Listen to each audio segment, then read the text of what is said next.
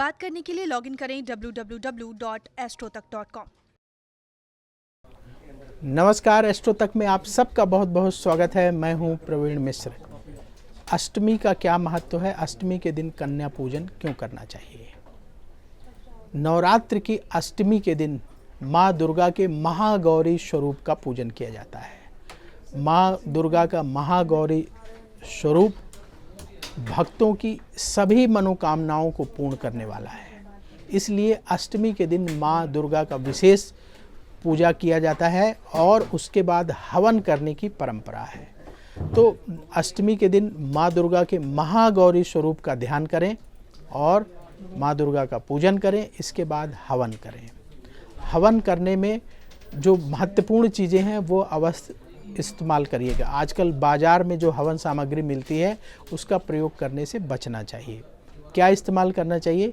देखिए, हवन सामग्री में काले तिल, जौ, अक्षत यानी चावल, साबुत चावल जिसे कहते हैं वो ले लीजिए और गाय के घी से उसको अच्छे तरीके से मिक्स करें और उसमें कुछ मेवे मिला लीजिए। जैसे आप मखाना मिला सकते हैं, काजू मिला सकते हैं, इस तरीके से मेवा मिला लीजिए और इसके बाद आप हवन करें माँ गौरी के महागौरी स्वरूप का ध्यान करके।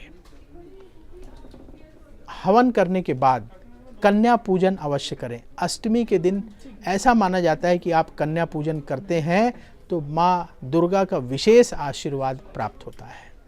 तो कन्या पूजन में ध्यान रखना है कि 2 वर्ष से लेकर के 10 वर्ष तक की कन्याओं का पूजन करना चाहिए। ऐसा हमारे धर्म ग्रंथों में वर्णन मिलता है कि 2 वर्ष से 10 वर्ष की कन्याओं का पूजन आपको करना चाहिए। कन्या पूजन में और क्या ध्यान रखना है कि कन्याओं की संख्या कम से कम 9 हो। अगर 9 कन्याएं नहीं मिल पाती तो आप कम भी कर सकते हैं, लेकिन कोशिश करें कि कम से कम 9 कन्याएं हों। ज़्यादा बढ़ जाएं तो अच्छी बात है। तो कन्या पूजन कैसे करेंगे? अष्टमी के दिन पहले आपने माँ दुर्गा का पूजन कर लिया उसी विधान से जैसे रोज़ करते थे, फिर हवन किया, फिर इसके बाद कन्या पूजन कैसे करेंगे ये जानिए। कन्याओं को अपने घर निमंत्रण दीजिए। जब कन्याएं आ जाएं तो विनम्रता पूर्वक बड़े आदर से उन्हें घर में बुलाएं और सबसे पहले उनके पैर धोना है आपको, उनके चरण धोने। इसके बाद उन्हें आसन पर बैठाना है। आसन पर बैठा करके कन्याओं का पूजन करना है। जैसे आप कैसे पूजन करेंगे? तिलक लगाइए, अक्षत अर्पित करिए, चुनरी उनको ओढ़ा दीजिए और इसके बाद जो आपने भोजन बनाया है कन्याओं के लिए, कोशिश करिएगा कि भोजन ऐसा हो कि कन्याओं के पसंद का हो। बहुत सारे लोग पूरी सब्जी, हलवा, काले चने की सब्जी, हलवा बनाते हैं, पूरी बनाते हैं, कन्याओं को अच्छी नहीं लगती। तो उनको जो पसंद की चीज़ें हैं वो भी बनाइए, पूरी सब्जी भी बनाइए, हलवा भी बनाइए, काले चने भी बनाइए, लेकिन कन्याओं के पसंद की एक डिश अवश्य बनाइए। जैसे मान लीजिए अगर कन्याओं को खीर पसंद है तो खीर बना लीजिए या कोई और एक पकवान बनाइए और फिर बड़े प्रेम से कन्याओं को भोजन दें। भोजन देने के बाद फिर जो दक्षिणा है, दक्षिणे में कुछ आप उनको गिफ्ट में उनको कुछ उपहार दे सकते हैं। जैसे आजकल स्टेशनरी के आइटम दे सकते हैं, ड्राइंग बॉक्स दे दीजिए या कोई और आइटम जो उनके काम आ जाए, पेन, पेंसिल, कॉपी।